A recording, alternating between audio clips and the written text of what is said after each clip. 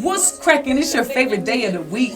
And that's because you got the hottest set of twins, Queen Reese and Sway Swizz, always giving you that motivation and that inspiration. So congratulations on tapping in with the twins. It's time to tap in. It's time to tap in. It's time to tap in. Tap in with the twins right now. It's time to tap in. It's time to tap in. Yes. It's time to tap in. Favorite day of the week. Tap in with the twins. Twin Tuesdays. Twin Tuesdays. Right. Episode 10. What's happening, y'all? What up? Shout out to all of our new subscribers, all of our new viewers. We appreciate everybody. Make sure if you haven't already, you subscribe.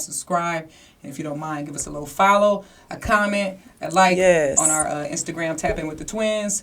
Also check out our website, tapinwiththetwins.com. But, you know, what's going on, Twin? How you doing? First of all, I want to piggyback that. Thank you, like you said, to all our new subscribers and all that. And don't hesitate, y'all, to leave us some comments or shoot us an email. Like we said, like we say often, our email address is info@tapinwiththetwins.com, right? Yep. I mean, we got so many email addresses. I feel like I was about to give my credit one. But I'm plug that too right now. Look, info@creditfreedomtoday.com. Right, while you playing. E-book. info@encoresalonsweets.com. Okay. But I'm gonna keep telling y'all about that ebook for real, because it's 101 tips. Yeah. And it's so informative, y'all. Really, like, it's credit is so important, and it's free. So get the free ebook. Go to creditfreedom.com today. And just educate yourself. Yes. Educate y'all know from our last episode where we went live, our last episode where we went live, and even our episode before that where I previously talked about me purchasing a house and stuff. As you can see, there are great benefits to having great credit. So everything, all of that, from your house, your car, all of that, you know, it starts with credit. So definitely tap in. But like I was saying, thank y'all. We look forward to just engaging with you all. So don't hesitate to, like I said, send us an email, send some comments. You know, if you guys really enjoy the live, let us know. You know, we can start doing that more often. Yeah, that was But fun. we definitely want to do whatever we can to engage with you all as much as we can. Absolutely. Damn, I'm tongue Absolutely. twisted today. Let me swap my tongue out. Get your new tongue now. Put my new one in. All right, I got it. How you feeling though? I'm feeling good. You know, it's been a lot going on, me moving and buying my house and stuff, but I'm feeling great. How you feeling, I love your house, by the way. I'm over there all the time you. now. My fiance was like, well, go ahead to your new home. I wake up, I'll be excited to go to your house. Right. My dog, I'll be excited when you text, like, yay. That's how it be the first month I get over. Right. But then I'm going to be begging her ass, like, come over. Especially because we used to doing all the gatherings and stuff at your house now, but yes, it's your house now. Yeah. Yeah. How you feeling? I'm good though. Other than that, can't complain. Good. You know? Business is running well and Business everything. is running well. Got good, a couple good. things on the table that I'll share once they go through. But yeah, staying busy. Trying to start off this first quarter real strong. Cool. You know, so. Well, super random, but shout out to the Encore team. You know, they definitely hold Encore down and keep Encore running and make Encore what it is. And they all keep me together. My stylist. I go to a few different people there. So you know what? Sky. Real talk. Shout out to them, for real. Because, listen, people don't understand, like, this salon suite business, it can be great or it can be just super stressful, right? But I'm just so thankful that my group of professionals are actually professional. You know, every once in a while we might get that one bad apple, but they just so professional and they respect me. And then some people be like, how do you hang with your beauty professionals and do business with them? And I'm like, you know what? Because they're adults and they respect me as a person and as a business owner. You know what I mean? They don't go take our friendship for granted and go to the business and go against the company policies or anything like that. Like, we can still hang out. I invite some of them over to my house when I have get-togethers and everything, and we still go to the salon and they still handle business. So shout out to them. Make sure you get you a good group of professionals with whatever business you got, because it'll make your life so much more peaceful. So shout out to the Encore Beauty Professionals. Y'all go to our website to check them out if you want to get your hair cut, colored, eyelashes, whatever you need. So one-stop shop. Each and every one. Shout out to y'all. Shout out for taking care of me too, because everybody come through and I've had great experiences, honestly, with everybody. I've went to a few different people, and I will say every experience I have had no complaints. So that's dope to go to one place. Like that, my kids. Thank you. Right. Thank you. I taught them well. But that just brings that. Well, that doesn't bring me to my next thought because it has nothing to do with this. So I don't know why I was about to say that, but I just started thinking. I started picturing Encore Instagram, and it just made me think of something I saw on Instagram, just a meme about borrowing money, people borrowing money, and how just the meme was something along the lines of, how people get mad when you ask for their money. And I just wanted to talk about that because I thought that was an interesting topic. The nerve. I know I have had some experiences just with borrowing money borrowing money, not being the borrower, right? No, loaning money? You were loaning money, or were you the receiver or the giver? I was borrowing the money. So you were, because girl, you need to be clear. I knew it wasn't sounding right. That's why I kept like, wait, borrowing or borrower? Like, when I tell y'all I am thrown off today, I am so exhausted just trying to move. You were letting I'm the somebody lender. borrow. I'm the motherfucking lender. They were the borrower. I can't even say that shit. Yeah. I'm human, y'all. Forgive me. But yeah, so I've loaned. You know what, Cut? Let's just go over our words real quick. We keep this shit rolling real around here. But Pronunciation. I've definitely loaned money on several occasions where I just would find it funny, the hassle that I would have to go through to get it back, and just even the feeling of what I would feel when I would even want to inquire about the status of it, which is crazy because why do I have to inquire about the status of something that I loaned you? Why, if you tell me that you're going to have it on this day, why when that day comes, if something happens, because I can even be understanding that something happened. Exactly. But why is it so hard to just communicate and say, hey, on that day or prior to, really, at the moment you find out that there's a delay is when you should notify me, hey, I'm sorry I won't make this day, but I'll have it this day, or whatever the new situation is, but keep me updated. Why does that day come and then I'm sitting here looking for my money or wondering where it's at, and then I got to call you like, what's up? You got it? I hate that with a passion. Like, I think that is absolutely crazy and absurd. And I always wonder, I always wondered because I try to understand the mind of the borrower. now that I got this shit together. The mind of the borrower is like, I'm trying to think, like, are they just fearful of speaking up and just saying, what are you laughing at? This is just so funny to me. I don't know if you're laughing at me or the situation at this point. Okay. It's just so funny to me because you're so on point. It's like, man, that shit be crazy. Yo. It be so crazy. I just wonder, as the borrower, though, are you like... It's funny every time I say it right now. But no, I thought you was laughing at me because I know I've been fucking up. But the borrower, if they're just like scared to speak on it or something where it makes them fearful, they just, I think some people, the pride maybe, I don't know, because you found enough pride to ask for the shit, so you better find enough pride to keep me updated. But it just seems like, and I could be wrong, I wonder if that's the case, like they're just shameful, so they hate to even say it. But let me tell you, that's so much better than just not saying nothing, not update nobody, not giving them anything. It's much more better to just say, hey, I promise you, try it. It comes off way better than just not saying anything and acting like the shit never happened, and then looking stupid, or even having the nerve to catch an attitude when I ask about it, or when I'm speaking in general and on some situations I've experienced, but that shit is crazy. No, it's very mind-boggling sometimes. Like unbelievable. Like, unfortunately, I've lost. Well, actually, the one close friend that I did lose due to like a money situation, we actually did rekindle our friendship, and something else happened. We're still not talking, but anyway. Should have left her alone at the money. But really what it was I had loaned who I consider the best friend, and some people use that term loosely and too just freely. But at that time, we considered each other best friends, and I loaned her some money for something. I can't even remember what it was. And we had an agreement, of course, on when she was going to pay it back. But when it came time to pay it back, her wife at the time, she sent me a message saying that her wife said something like, well, my wife thinks I shouldn't pay you back right now because we got some other things we need to take care of, and such and such and such and such.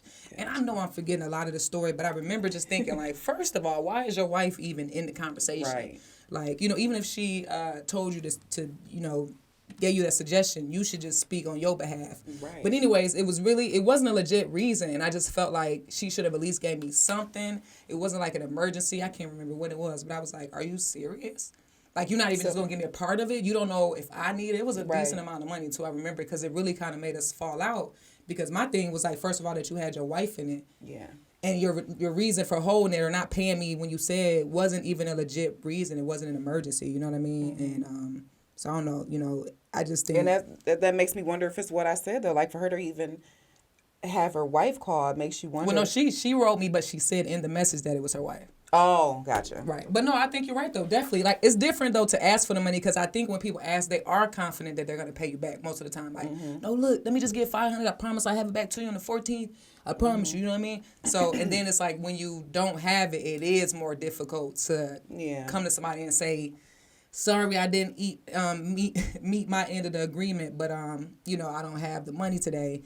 And then especially when you don't know when you're going to have it. So it is a little pressure, right? But I just tell people all the time, it doesn't matter how much pressure you feel, what the situation is, communication always makes it a little better, or sometimes a lot better. You know what I mean? Like, just simply communicating. And like you said, being proactive. If you know in 3 days you're supposed to have that money and you know you're not going to have it, just give them a heads up. You know what I mean? And I think another thing is, too, when people borrow money from people who they think got it and don't need it. You're not getting it back. You're not getting it back.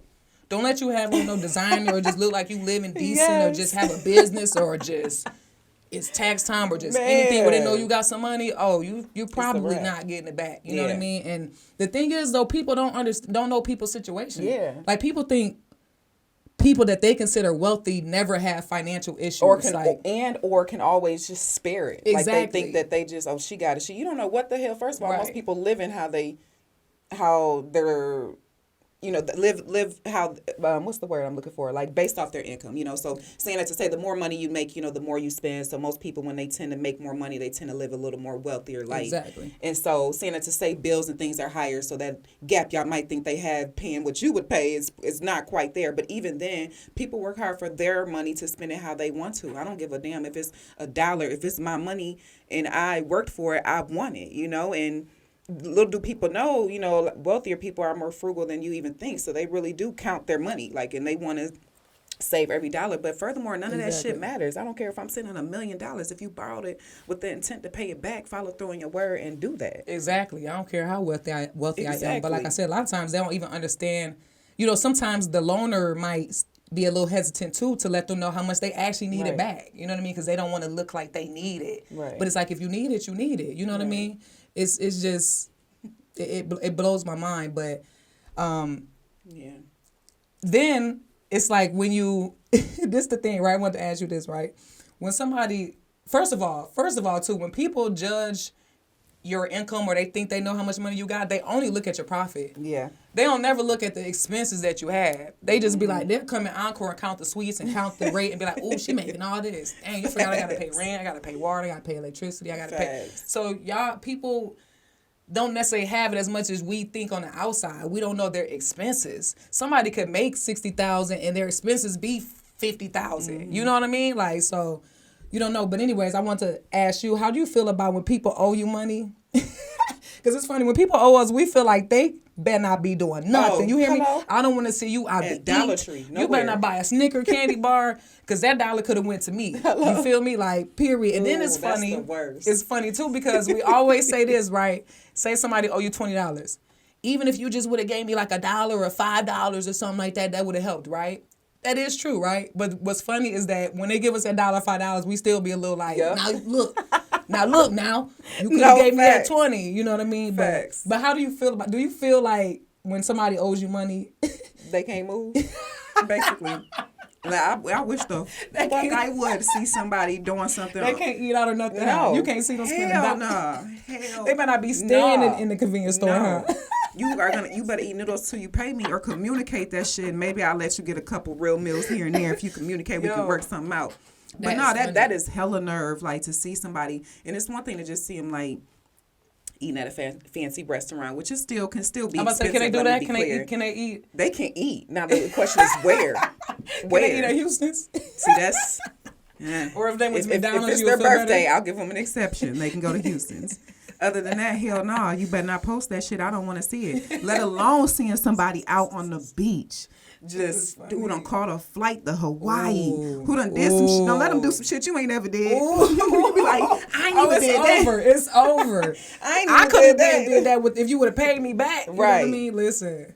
That is hilarious. Yeah, and then the people who owe you, they gotta hide what they're doing sometimes because they know they owe somebody. That part. You know what I mean? Instead of just doing the right thing and paying and sacrificing, even if it means you got to get that last little 20, pay your debt and get it over with. And that's where you start learning real credit skills for real. You mean when you can do that shit then, because ultimately you gotta borrow from your credit card is ultimately what you're doing and paying the money back. But you got to start those good habits early. Exactly. And then you just don't want to burn bridges because you could just need $5, $10, maybe $100 from somebody one time. You pay it back with no problems. You could turn around and get 10 times the amount. I know I personally know people that I felt like, little do they know, if they only had to just follow through with their word, I would have loaned them whatever they needed. You know? Right. Because when you trust them, it's kind of like a little savings for you anyway. Like, you need $2,000. Okay, cool. Hold it. I know I'm going to get it back. I don't need to look at it right now anyway. I'll be excited when I get it back because it was like a little savings. Right. You know what I mean? Especially when they you got some money. Like when I ever had to borrow from you or vice versa, I know I'd be like, yes, if you ever need to borrow from me, heck yes. Because I know I'm getting it back. That's a fact. We can loan each other. That's going to be a nice little surprise. I'm still tripping that I said lending. Every time I say the word loan, I'm like, it just hit me like, bitch, was it really on here saying, y'all? I'm telling y'all, shit real. But then that is crazy. I don't understand why they don't pay it back when they got it. It's like a now that is just I don't know. I guess they feel like they really just need that little bit. That's what I was about to say. Is it really just? I don't know, but it's like you gotta do the right thing and pay people do the right thing in life. Don't burn bridges, y'all. Yeah. Don't burn. Anybody owe you some money in the streets right now? Yeah.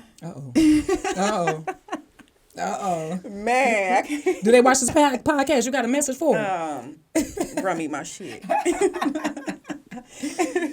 No, but at the end of the day with me, I'm always willing to help somebody out. If you borrow from me and you burn that bridge, you don't do what you're supposed to say, you don't even communicate, because I'm not harsh. I'm about as cool as they come. I'm not tripping. I'm down to help. Just communicate. Let me know what it is.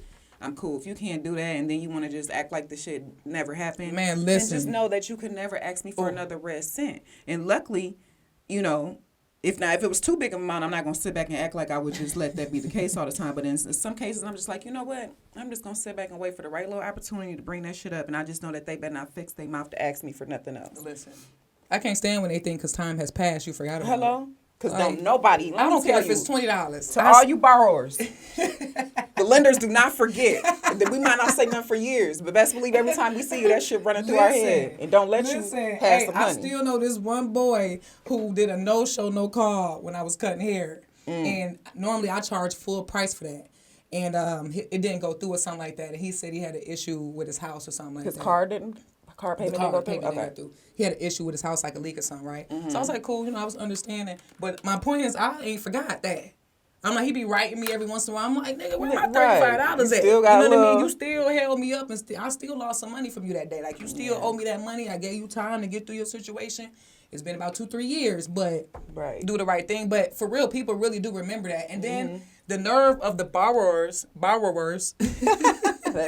to feel some kind of way when you feel some kind of way, right? Like about how much they try to downplay it, like damn, it's just $20, damn, it's just $100. Right. It's not about the amount, it's the principle. Right. You know what I mean? It's the principle, because if you can't pay me back $5, that mean I can't trust you nowhere past that. Exactly. Like period. You know what I mean? So please understand that, y'all. Just you're gonna benefit from it so much when you do the right thing, period. Exactly. In life, period. But definitely in these situations, do the right thing and don't be judging other people's situation. They might actually need it, and they might actually need it on the day that you said you was going to pay it back. Right. You never know what type of inconvenience you putting them in. You feel me? So, pay up. Pay up. That's what we doing this year. Pay up now. Spend 20 now listen, talking about that because y'all want to play.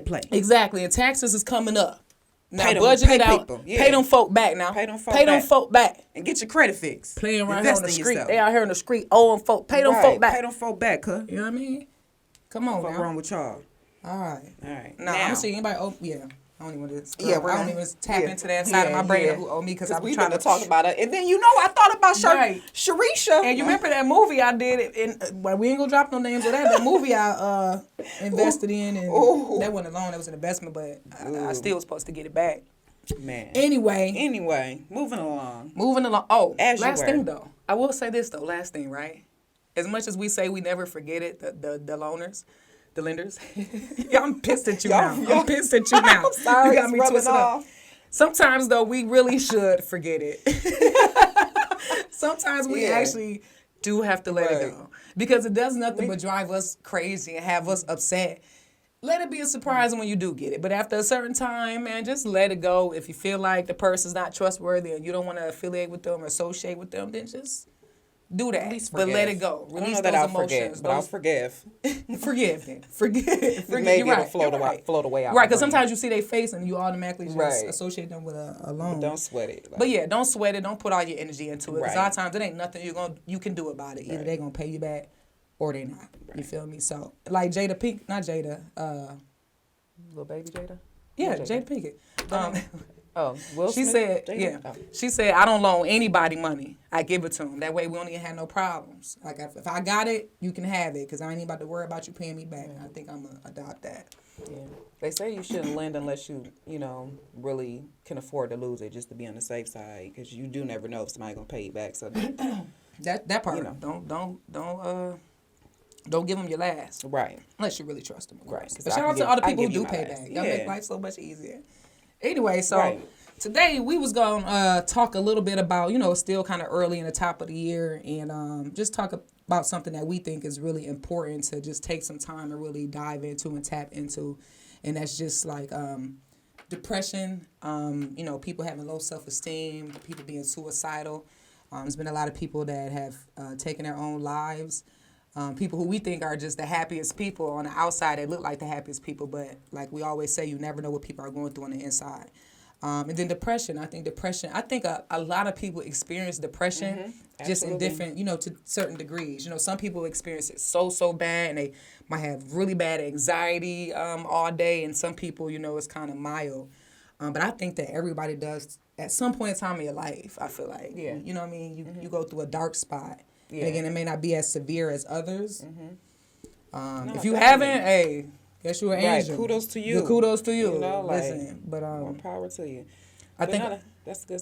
Go ahead. yeah, no, I just think a lot of people go through it. So, and I think a lot of people. I think the reason is that a lot of us don't really love ourselves enough. Because when you say that, people will say, "No, I love myself." Okay, but do you love yourself enough, and do you love yourself more than you love everybody and everything else? You know, and I think that's where it starts, is loving who we are from the inside out, and I think that's where a lot of our happiness comes from, because then we're not depending on other people to fulfill us. You know what I mean? We know how to fulfill ourselves. We know how to make ourselves happy, and then it less heartbreak, less heartache, less disappointment. Because you don't have that many expectations. But yeah, I just wanted to talk about that, and I wanted you to. I was gonna share an experience of when I felt like I know I was depressed, but I wanted to just ask you if you had any moments where you felt like you really Definitely like depressed, or even if you ever were suicidal, which I've never asked you this. No, I don't think I've ever wanted to take me out. Okay. Maybe another month. I know that part.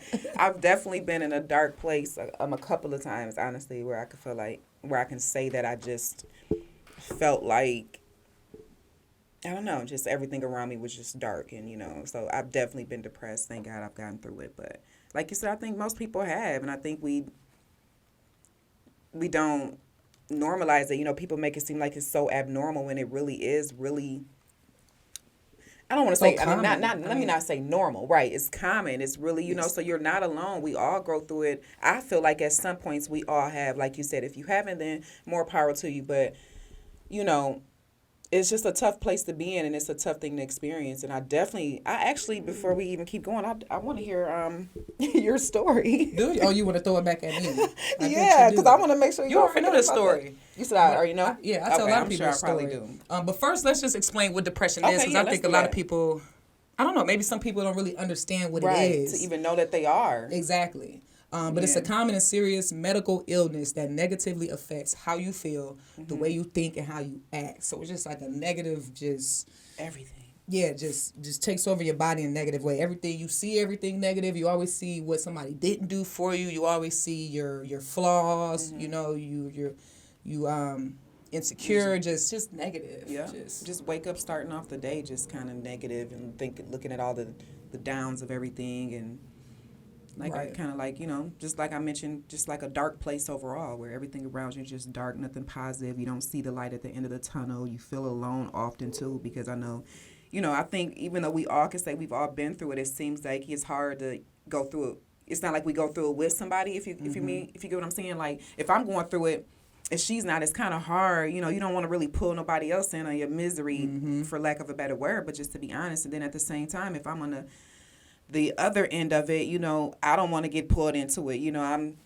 I've been in that situation where I've had a friend that was depressed, and I just felt like I was really in my happy place and coming out of my depression. So it was hard for me to help her with hers without getting too into it, especially after Without coming out taking of on those mine. feelings and that Right. energy. So saying it to say, sometimes we do feel alone, and because we don't want to just always be negative and throw that shit on everybody else. Some of us will do that. And then we always think people won't understand too. Yeah, that part too. Because sometimes they won't. That and part they don't. too. Yeah. But it's just being very pessimistic, just negative. Yeah. You know what I mean? And like I said, I think we all have times when we go through it, whether it's just like a financial situation. I think a common time that people go through this is a relationship, like a breakup or something. Definitely. And that's why it goes back to just loving yourself, because I think some people, when they go through a breakup, they just really feel like they're losing so much of themselves. And you shouldn't feel like that. Like, yes, it's a loss. Yes, it's sad. Yes, it hurts, right? But it's not the end of the world. You feel me? It's not the end of you. And that's where I think that's such a common thing or time where people go through depression is through like a breakup, divorce, and stuff like that. Because you get so attached to people. Like, I know when me and my fiance get into it, I hate it. I hate it for just 5 minutes. I feel so just like different. You know what I mean? And I honestly been trying to train myself like to just still be okay even when we go through it. And it's not even like big blow ups. Like we're not gonna break up or nothing. It'd be real minor, but just if we're not talking, sometimes it just doesn't feel right to me. You know what I mean? But I think also it can come from just like the pressure to be successful. Like we always compare ourselves to other people, especially like with social media, like we talk about all the time. But I think that makes makes a lot of people feel like they're behind or they're not accomplishing enough. You know what I mean? So just the pressure to be successful and be just as good as who you see, or who's next to you. And, again, goes back to just us loving ourselves and us being proud of ourselves. It's not about what nobody else is doing or it's not about what nobody else thinks. You know what I mean? So my situation was, unfortunately, it was a relationship. And it was my second relationship since I moved to Georgia. Was it? Okay, make sure I say no names. No, you didn't. And it was somebody that we were we in love? When you get older, you be questioning. Right, like what was it? I don't know what you thought it was at that then. time. We was in love. That shit was love. That shit was. What they say? Stutter on that like look. That shit wasn't even. So we were in a relationship, make a long story short, as much as possible. And I think that where I went wrong was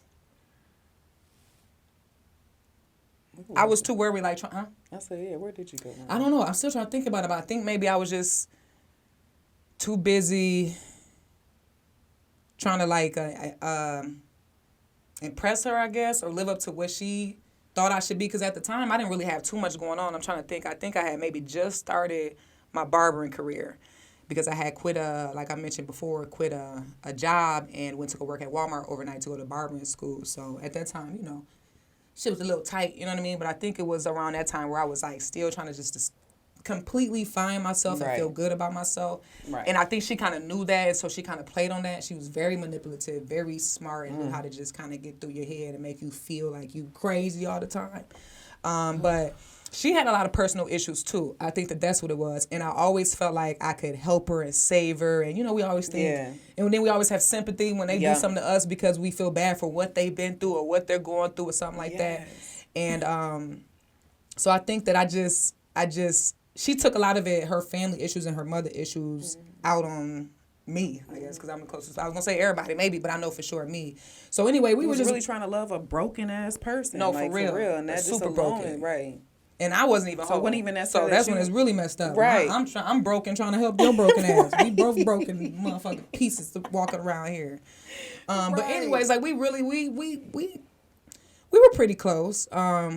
We actually lived together at one point in time. We actually had a house together at one point in time. But it actually, dang, What? nothing. Anyway, I just thought about something. I'm gonna keep it completely 100.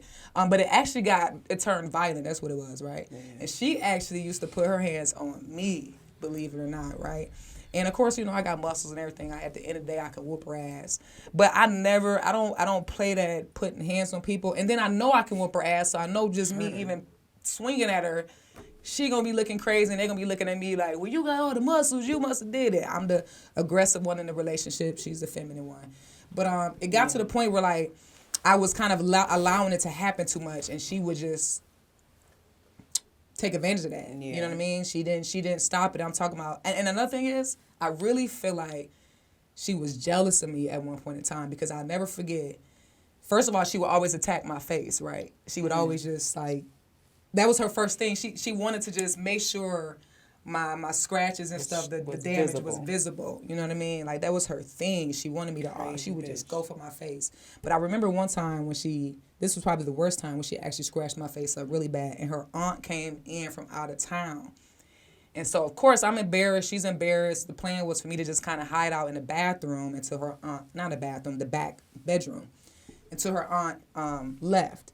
And this was after, this was maybe the 7th, 8th time of her putting her hands on me. I mean, she stole from me. She stole my car, stole my gun, my money. Every time we got into it, she would take something from me. It was hell. But anyway, I remember this time, it just me really feeling like, okay, I'm really getting fed up. You know what I mean? And I remember just being in that bedroom in the corner with my face scratched up because I could see it out the corner of my eye, and like thinking to myself, like, what the fuck? Like, I wish I could really just show y'all my emotion. Like, are you fucking crazy right now? Like, you really gonna sit here and keep letting it? Because it was happening so often that it was distancing me from my family, because you know when you're around your twin all the time, she can recognize anything different. Any little scratch. I'm trying to wear shades, lying. And my trainer, I eventually told him, my trainer, like, what's wrong with you? I was lying, making up shit. So it started to really...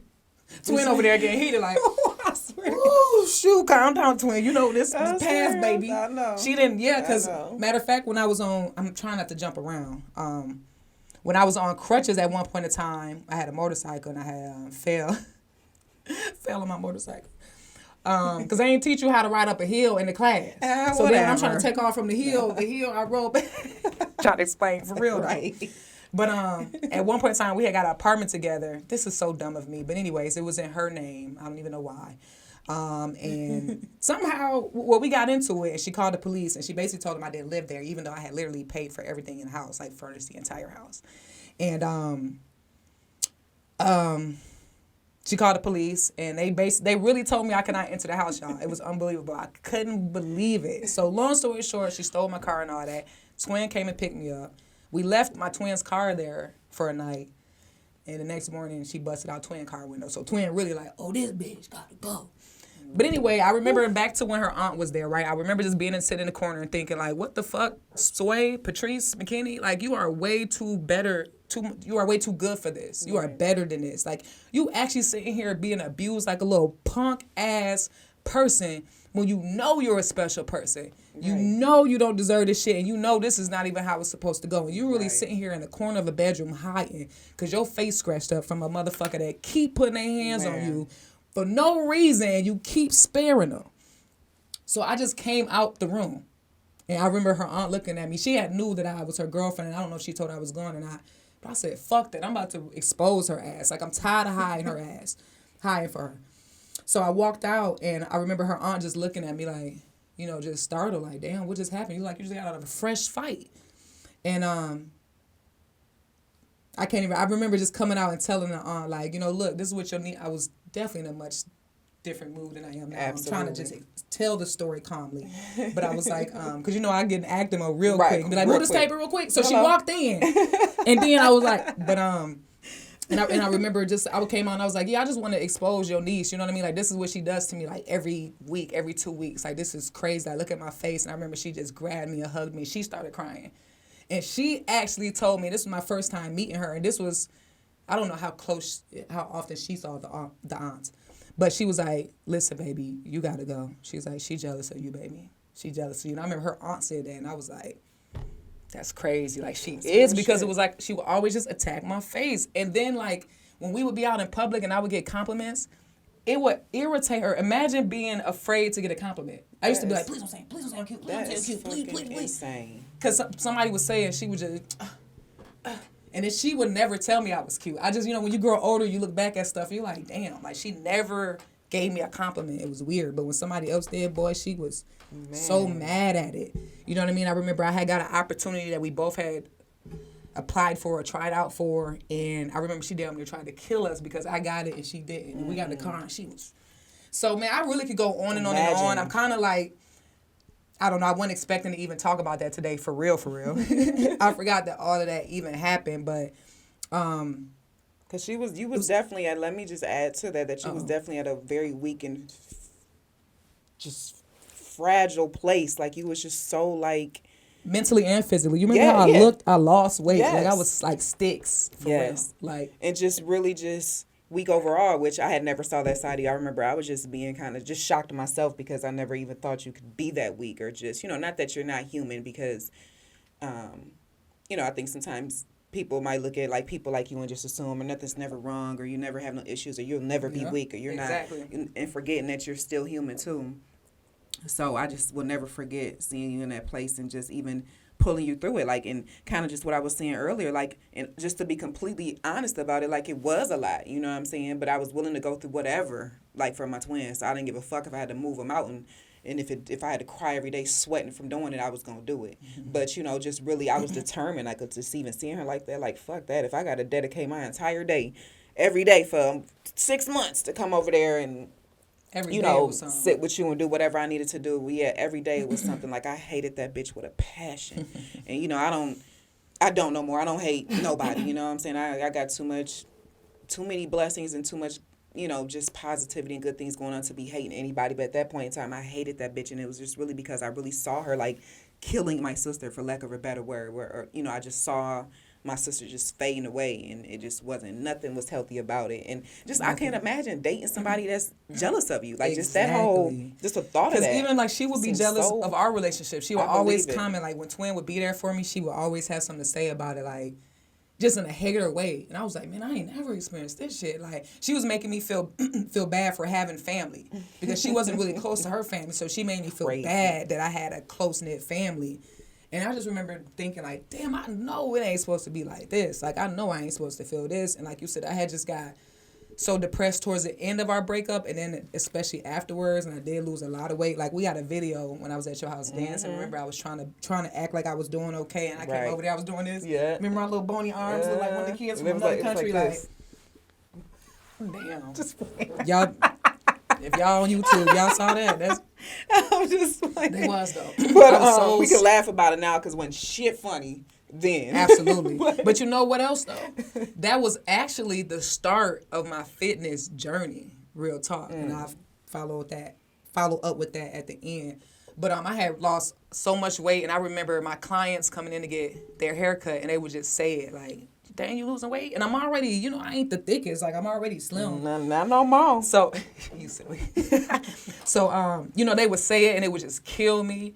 I would have to cancel my appointments because she would just fuck up my face, and I would have to cancel my appointments the next day because I didn't ran out of lies on why I got a scratch on my face, or my nose looked broke, or you know what I mean, or scratches on my arms, and just, it was unbelievable. Like, I was literally in a abusive relationship, and people think like that the feminine person or the female, when it's a female and a male, that they can't be the aggressor. Like I said, when you're somebody like me who I have standards, and I just have I just could never see myself physically hurting my partner, somebody that I love. I don't know how people do it.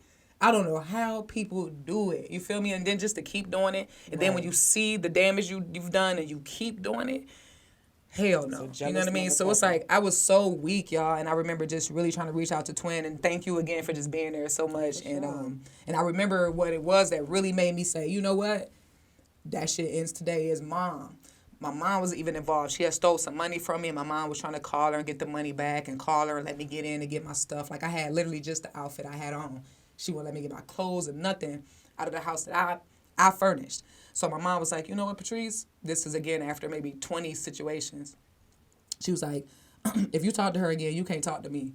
And my mom ain't never said nothing close like that. You hear me? My mom rides it out through thick and thin. But this time she said, if you talk to her, if you keep talking to her, it's a wrap with me. And I felt her, though. I felt all of y'all. Like, even you just like, especially when that day your windows got busted. I'm like, man, damn, like, now I'm involving other people. Yeah. And I was like, Mom, you right. Like, you know, it hurt me when she said it, of course. I remember I got mad about it, like, because it was the last thing I wanted to hear. It was like, damn, well, now, you know, I'm already trying to climb out of this, and now Mom is threatening to walk away from me. Right. But I'm glad she said it, because it really did make me just really stand up and be like, this has to stop. You know what I mean? And even though it was such a terrible relationship, it was still heartbreaking to just not be with her, you know, because you're with that person so much, and you guys you do still appreciate the positive moments, even if it is only like 30% positive. You still just kind of lean on those moments, and then you, I know I do. I still always having sympathy, like, or trying to justify, well, it's because her mom wasn't around, or it's because I'm sorry. Even if that's the case, guess what? I'm sorry. I understand. But that's not my fault. I shouldn't have to feel the wrath of that. Exactly. You feel me? Like, it's not my fault. I didn't take your parents away or your family away. Right. And it's not my fault that my family is here. Right. You know what I mean? Like, and I just had to step back and just look at everything I was losing. You know what I mean? On top of myself, but even just everything around me. And I was definitely depressed and sad, and just trying to figure out how to just get myself back, get some life back in me. And it took a little minute. You know what I mean? I think I stayed with you or Mom for like a month just to be around people, you know what I mean? And my barbering started to take off, like, as soon as I left her. And like I said, that was the start of my fitness journey. That's when I really started to take fitness serious again, because I took it serious in college, of course. But that's when I called my homie, Coach Sean. Y'all make sure y'all check out Coach Sean 24, Coach Sean Fit. We're going to throw the link on there. But he does personal training, virtual training, super cool dude. More than a trainer, dude's like a counselor, a life coach, all of that. But I went to him and I was like, man, I want to feel good again. I want to look good again. And I still train with Sean to this day. And that was years ago, like a long time ago. I wonder how many years was that? That was, I want to say 7, 8 years ago, something like that. Yeah. Definitely. And so people will always reference this transformation I did. And it was I posted the before picture when I went with him. And, we got to figure out how to add the picture. Right. Maybe to our YouTube or maybe on our Instagram or something. Make a note of that so I can. Okay. I want to show them that picture. But he posted the before picture and then it's the after picture. So people always reference that transformation of when I, you know, started my fit journey. And I gained 20 pounds in like 2 months, I think. Yeah. Because I had lost so much. So won the depression. Exactly. Beat the depression. Hell yeah, I did. Hell yeah, and it took time. Right. I was gonna say. Share more about, I guess, how you did. I mean, it sounds like obviously some of it was your family, but because we know it's definitely different ways that you can experience depression. Like she said, to me, in our opinion at least, it seems like relationship is the most common. But it could be losing someone close to you, losing a job, just life, just being stuck in life and not feeling like you don't know what your purpose is or what to do. So, of course, you know, many different ways you can experience it. So I just wanted you to share a little bit more about how you got through yours with your relationship depression. For sure. The first thing I want to say that is we hear it all the time, but it's so serious, y'all. When somebody puts their hands on you, the second somebody is violent, get out of the relationship, I promise you. Yeah. Like, you know, and it's kind of like, because I almost do want to say if somebody, you know, because I just feel like there are people who make that one mistake. I do feel like there are people that they see and they're like, oh, I would never do that shit again. But it's only a few of them. But you should know. Because you can tell if somebody really... I mean, first of all, second time, definitely not. But you can tell by a person's actions and what led up to it if they're really, like, they really have that in them. And what they did after it. Right. Exactly. And what they've done previously. If you know they did that shit before, they probably gonna do it to you, too. Look, my hair's so long. Hey. But do not settle for that, y'all. I don't care how difficult you think it is to leave that person. Figure it out. Create a plan and figure it out. But you're not going to stay there and be unhappy and be abused and walked all over. You feel me? So find the strength to get through it. And what I did was, definitely my family helped me.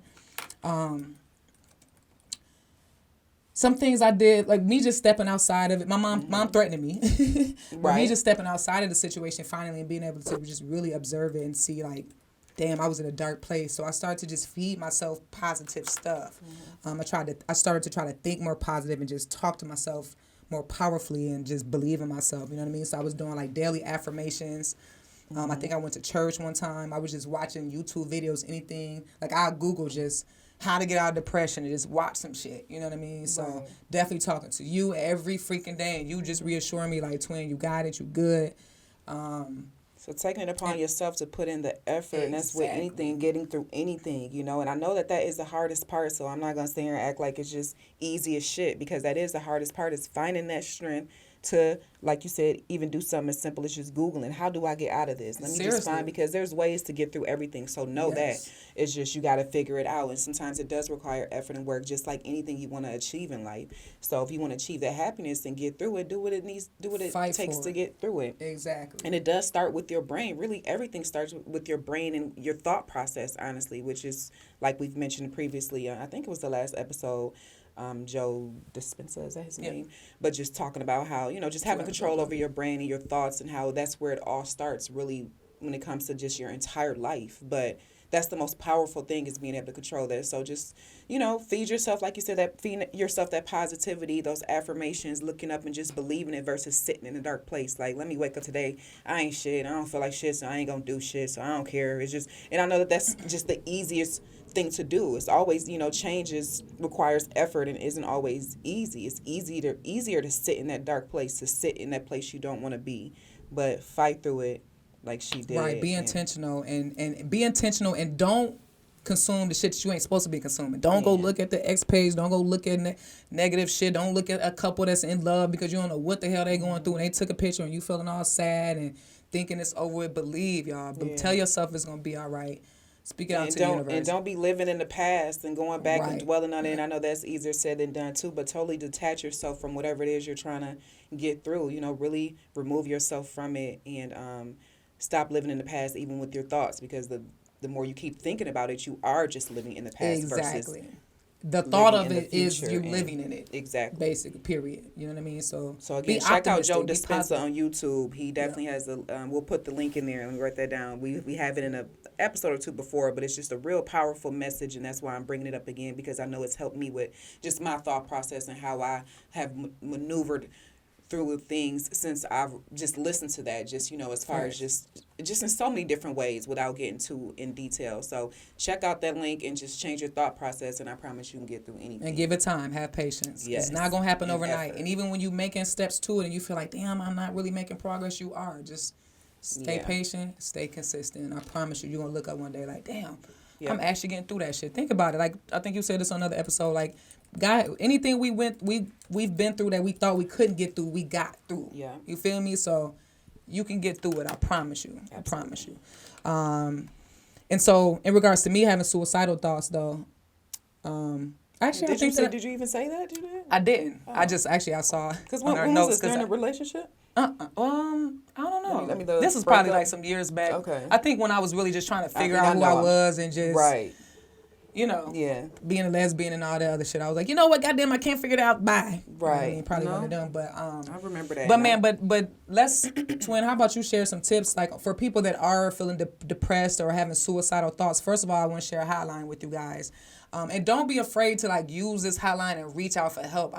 Don't be ashamed. I think that's the main thing people feel is just shame, and so they don't reach out. You feel me? So if you don't want to reach out to somebody close to you, there's a suicide prevention lifeline.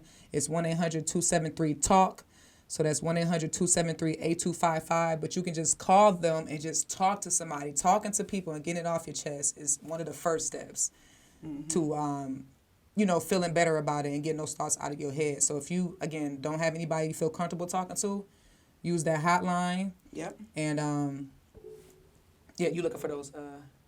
you got them. Okay. The steps that just help someone. Yeah, let's share some steps to help people that are going through it, and if they know somebody that's going through it. Yeah. Yep. So one of them is asking the tough the tough question, you know, just really getting down to the core. So when you know somebody is in in emotional pain, you want to ask them directly, you know, are you thinking about killing yourself? And I guess, you know, just really being blunt and getting down to the core what the problem is.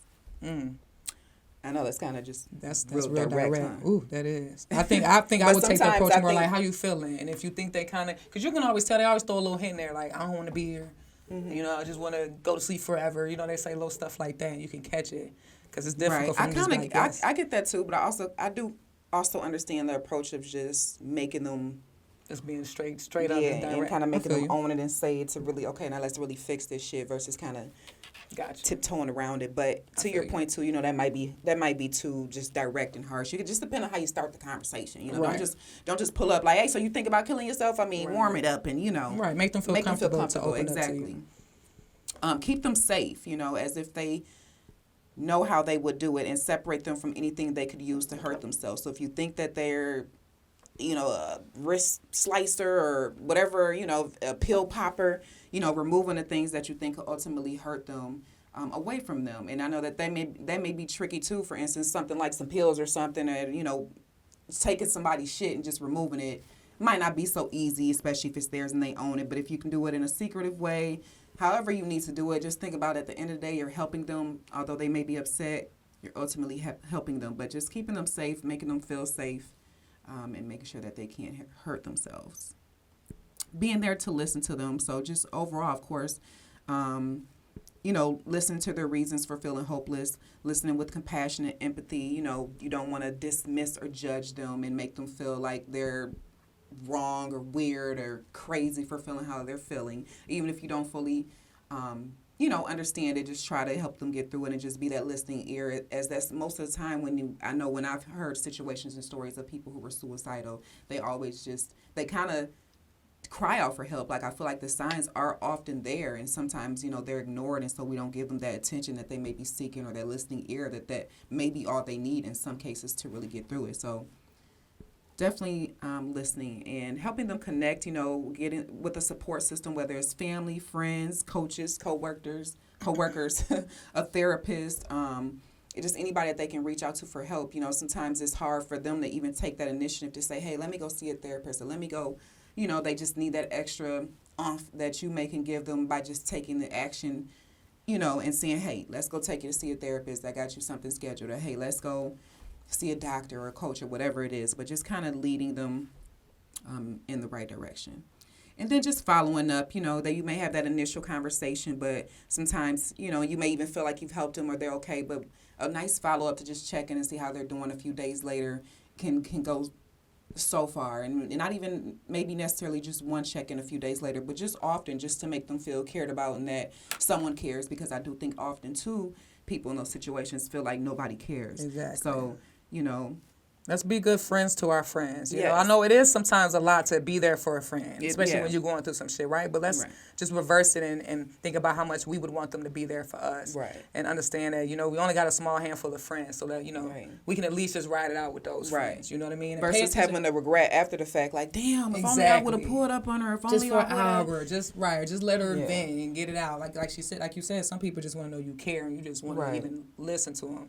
Right. You know, and just pay attention to the signs. I think a lot of times the signs are there and we just kind of don't feel like dealing with them or don't want to address them, so we ignore them. Mm-hmm. But, you know, if you hear people talking about it, or they're sleeping all the time, or feeling hopeless, or just increasing their use of alcohol and drugs, and you know, just kind of withdrawing themselves and just energy and vibe. Exactly, just being dark. Like, you know, talk to them, tap in, y'all. Please don't ignore it. Right. We all need somebody. You know what I mean? And what we mentioned doesn't take much. You know, asking them, having a conversation with them, being there to listen, a quick little phone call. It's not like we're saying go sit with them 24 hours a day. We know you still have your own life and things you have to attend to. So find the medium. And again, just realize how those few minutes could go a long way and could ultimately save somebody's life. So exactly. You said, let's love on each other. So again, if anybody's feeling that, y'all reach out to somebody. Y'all can reach out to us. Like, I'm serious. Y'all can reach out to us, reach out to that hotline. No, for real. But just promise us that you won't do anything the moment you feel it, but instead you will, you know, talk to somebody. Right. Talk to somebody. Stay away from drugs, alcohol. That always adds to it. You just sink. Don't let yourself sink. Yes. Fight out of it. You feel me? Like I said, if you have to use us, use us, because Yes. we would definitely respond to you and Yes. give you some motivation and make you climb up out of that hole. I don't care what we got going on. One of us is going to do it. Exactly. So you definitely have a friend in us, for sure. Definitely. Yeah, twin. So actually, you can go ahead and the quote of the week. Yep, go on and wrap So it the up quote with of the the week. quote of the week. The quote of the week is suicide doesn't end the pain. It just passes it on to someone else. Don't let this be the last page of your story, but the start of your next chapter.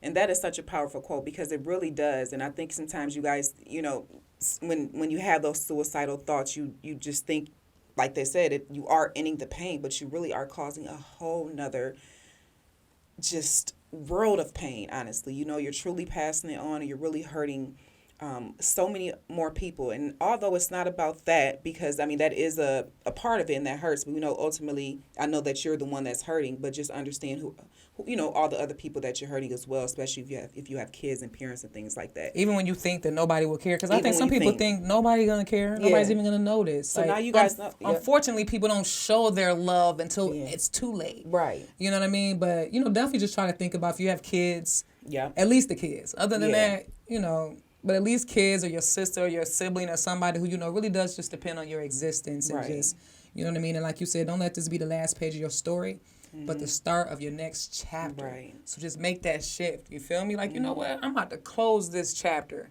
I'm done with this shit. Like I felt when I was sitting in that corner, this is the last page. Like I remember my last page, and I remember the start of that next chapter, and it's been up ever since then. So you can do it, even if you feel alone. And just know that you're not alone at the end of the day. There are a lot of people going through it. You're not alone. So even if you feel like you can't get the support from your family or close ones, there's support groups, reach out to us. We'll try to help plug you. And don't get caught up in social media, because nobody's posting their depression on social media, but best believe that it's there, so don't feel like you're the only one, because that's all you see is everybody happy living it up. Don't be fooled. I promise you, they be sitting there with a bottle of champagne in Miami or something, depressed as fuck. Hello. About to go to the hotel and pop some pills. So just take a break from social media. That's what I would say. Right. Take a break. So you get through and just focus on, just like I said, watch YouTube videos and read affirmations, read books and shit like that. You feel me? So let's have a good year, y'all. Yes. Let's climb out of all that shit we had in 2020. Yes. And let's just love ourselves first, love ourselves the most, and let's keep that number one. You know what I mean? And I think it makes life a little bit easier, if we can just love ourselves. So look in the mirror, love who you are, flaws and all, and be your authentic self. Yeah. All right, y'all. Yes. Thank you for watching. See y'all next week. It's time to tap out. Tapping out. Chup. Sure.